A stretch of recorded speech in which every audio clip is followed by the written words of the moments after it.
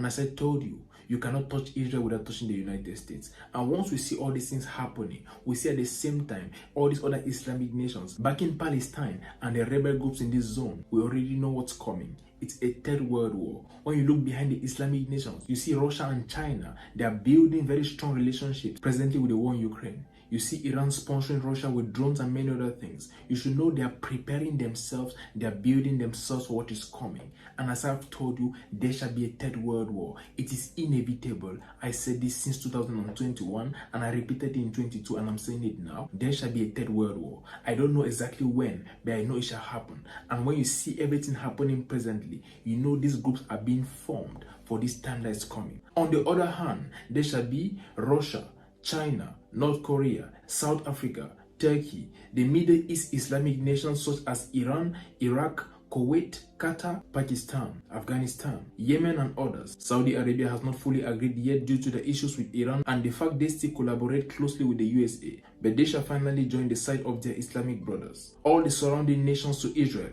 Palestine, Lebanon, Syria, Jordan, the North African Islamic nations, and presently these alliances are being solidified, preparing for the Third World War. They already know it will happen and they are preparing for it. All this shall be. It cannot be stopped.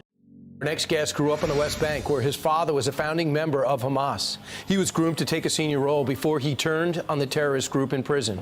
Spying for Israel now, converting to Christianity, and ultimately seeking asylum in the U.S. Musab Hassan returns to us now, as he came a few years ago.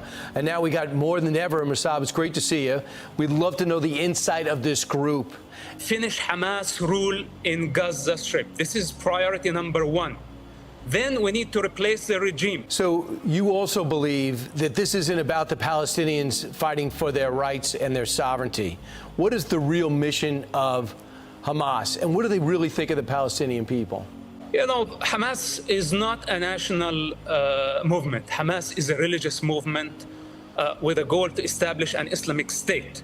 They are using the Palestinian cause only to achieve their goals, so the long-term goal, you know, transforming the Middle East and the world into an Islamic state.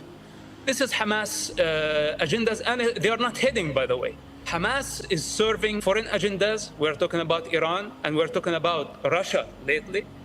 Hamas serve those parties, and Iran pays them close to $1 billion annually. Iran is the real master in this picture. Hamas does not serve the Palestinian people. Hamas serve Iran.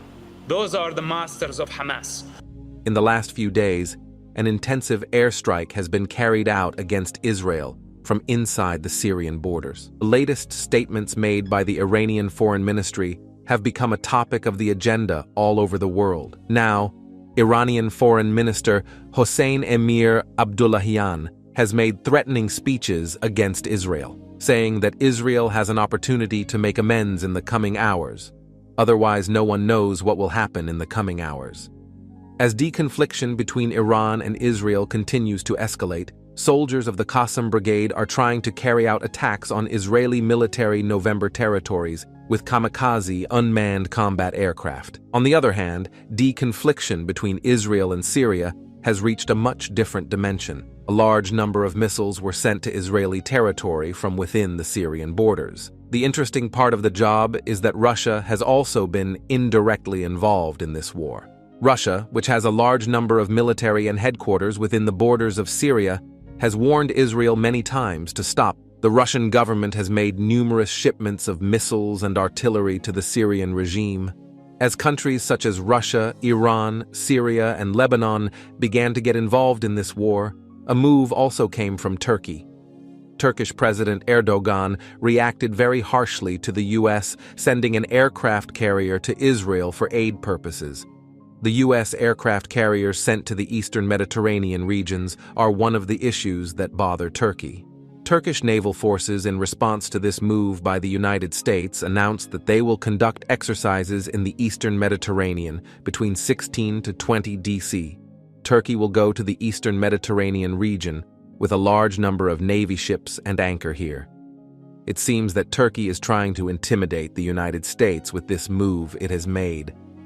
While the U.S. administration supports Israel in this war, the situation is much different in Turkey, which is both a NATO country and a Muslim country. In a statement made after this attack, President Erdogan decrees that a war will start between Turkey and Israel, one of the most powerful countries in the Middle East, have shaken the whole agenda. For the first time in 21 years, Turkish President Erdogan and Turkish opposition officials have the same idea. On both sides, he welcomes Turkey's support for Palestine positively. On the streets, the situation is much more critical. Hundreds of thousands of Turkish citizens have started organizing anti-Israel protests on the streets in many cities of Turkey. The people who want the Turkish army to go to Gaza as soon as possible want to get involved in the war. Turkish citizens caused heavy damage to the consulate building maintained by Israel in Turkey. The protesters, who damaged the building and the vehicles in front of the building, carried out an attack by throwing fireworks at the building. Although the security forces increased the security measures around the Israeli Consulate General building, the protesters managed to overcome these barricades and gain entry to the building. Hundreds of thousands of Turkish citizens want the Turkish army to be sent to Palestine and take action against Israel.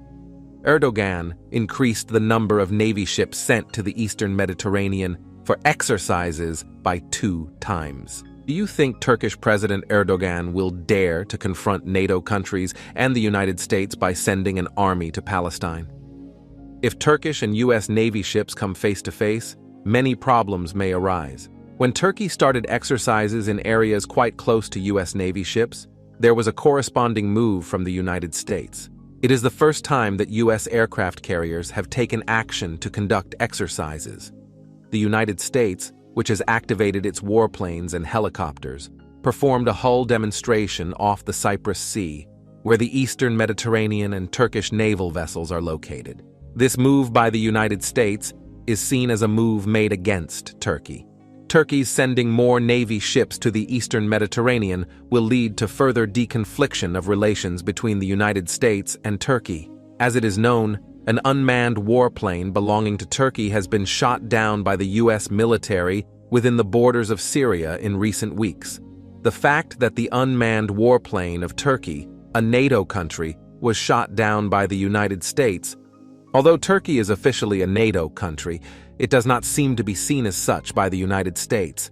Before Turkey's decision to increase its naval vessels in the Eastern Mediterranean, the U.S. administration had also increased the number of ships it had sent to support Israel. In addition to the second aircraft carrier that the United States sent to the region in October to support Israel, a large number of naval vessels were also sent. The list of ships sent is as follows: guided missile cruiser USS Philippine Sea, guided missile destroyers USS Gravely, Arleigh Burke class, USS Mason, guided missile ship, USS Normandy, guided missile ship, USS Roosevelt, USS Ramage, USS Carney, and USS Thomas Hudner. At the same time, U.S. Secretary of Defense Lloyd Austin said in a statement that they have started preparing 2,000 personnel and some troops and will send them to Israel for support. This statement, on the other hand, made President Erdogan very uncomfortable. Currently, both Turkey and the U.S. administration have begun to increase the number of naval vessels in the Eastern Mediterranean.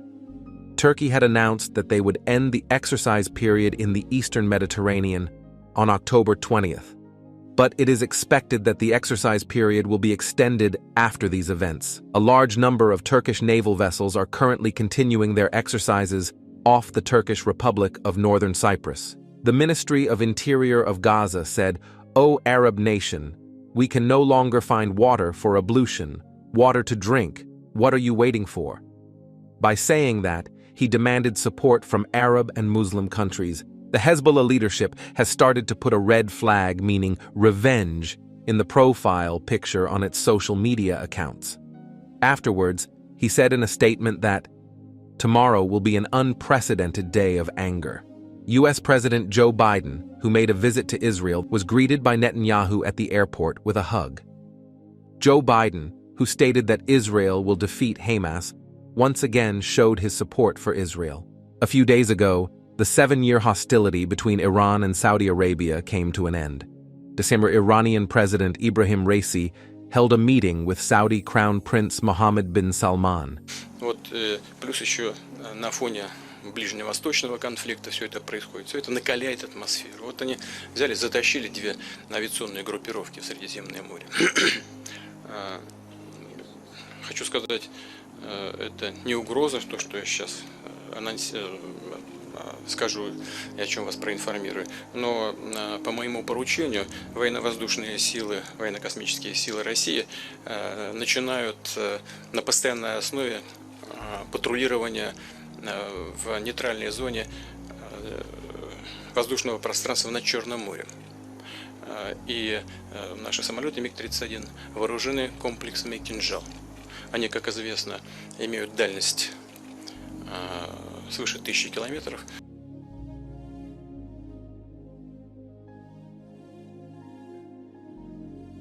Использовать американские дальнобойные ракеты «Атакамс». Вашингтон тоже подтвердил, что в режиме секретности действительно передал эти ракеты киевскому режиму. Подтвердил в режиме секретности. Что он передавал в режиме секретности эти ракеты. И вот, насколько мы понимаем, эти ракеты значительно расширяют радиус возможных ударов, в том числе и вглубь территории России. Насколько это серьезно может изменить обстановку и как Россия будет реагировать? Да, во-первых, это, конечно, наносит вред. И это создает дополнительную угрозу. Во-вторых, мы, конечно, сможем отражать эти атаки. Война есть война, но что самое главное, это кардинально вообще не в состоянии изменить ситуацию на линии соприкосновения. Невозможно. Это вот об этом можно точно сказать. И наконец, следующий момент. Это очередная ошибка со стороны Соединенных Штатов. И сразу по нескольким причинам. Во-первых, если бы они не поставляли оружие, они могли бы в будущем сказать: ну вот, если бы мы все поставили, что можем, вот тогда ситуация бы изменилась, но это бы привело к лишним жертвам. А вот мы такие молодцы, мы этого не сделали. Но они это сделали. А результата не будет. Уже поэтому это ошибка. Ну и, наконец, для Украины в этом смысле тоже ничего хорошего нет. Это просто продлевает агонию. Ну и, наконец, ошибкой уже более масштабного, пока невидимого характера, но все-таки имеющего большое значение, является то, что Соединенные Штаты все больше и больше лично втягиваются в этот конфликт. Они втягиваются, это очевидная вещь.